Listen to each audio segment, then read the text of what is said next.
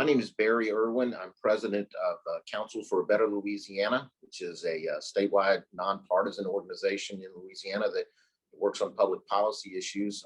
We work on a variety of issues dealing with state fiscal policies and other issues as well. But we have a really strong primary focus on education at all levels.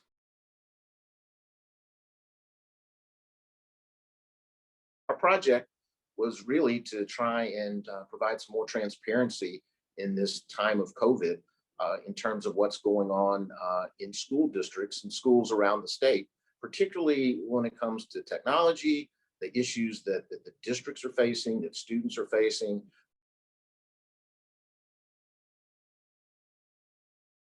I would point to two things that we're really focused on right now. One of them is one that we've kind of been on for a little while, dealing with basically dual enrollment and how we can get more of our kids, students, college credit, some kind of post-secondary experience or credential, whatever it may be, while they're still in high school. The other one has to do really with early literacy. Over the years, our state has kind of done okay in terms of improvements in terms of reading in the early age groups. But in recent years, the last couple of years, we've actually seen somewhat of a downturn there in terms of early literacy.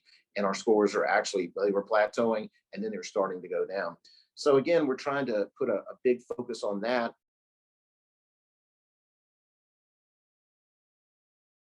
I think the good news out of our project is we kind of started with virtually no information, except maybe just a very tiny bit. But working with the Department of Education here, we were able to actually get a much more robust set of data about what's going on around the state and continuing that actually going forward. It helped us see that at least in terms of when you have money available, you can put devices in the hands of students across the board, no matter what their income group is. But what it also showed, though, was that we have a huge problem with connectivity. And it actually put a really finer point on it, where it is, who those kids are, how many of them there are around the state.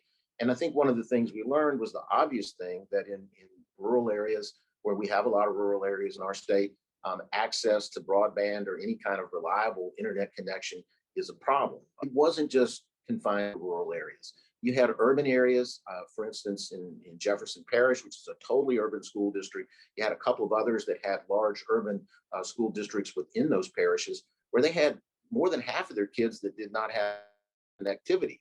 So I think the bottom line of it is, it just was put a finer point on the issue that we deal with in our state with equity. We know we deal with it across the board, but this was just one where we could really focus on it and have some hard data that really kind of pointed that out. And I think where that's going to be most helpful, honestly, is with legislators.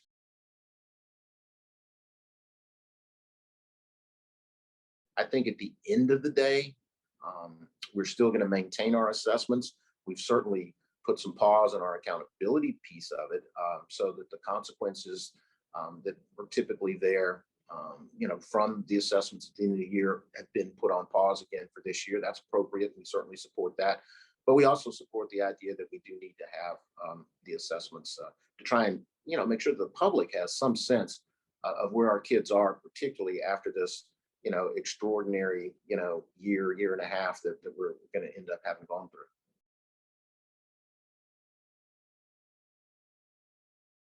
I think we're going to do some things to tweak our accountability system to make it a little bit more responsive to some of the things we want to see happen in schools, i.e., a better focus on this dual enrollment piece and the tweaking that I mentioned in K2 accountability, where we're trying to kind of create an accountability system there that really doesn't exist right now. But for the bigger picture, I think hopefully that our accountability system is going to, stay pretty strongly in place the way it is, with some tweaks and hopefully things that would be improvements.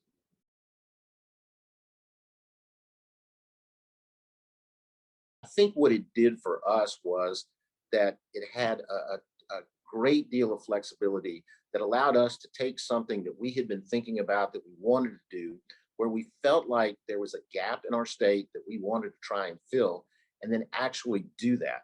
I think the good news is it did kind of fit into the areas of accountability and assessments and those types of things to some degree. But I think we're going to be able to use that as a key, tool to kind of help us maintain those things, accountability and those types of things as we go forward. But I think what was really great about it was really the flexibility and the ability to take something that we felt like we needed to do, and that you would provide us with some resource and expertise and access to people that we talked to in some other settings that were able to actually bring it to fruition.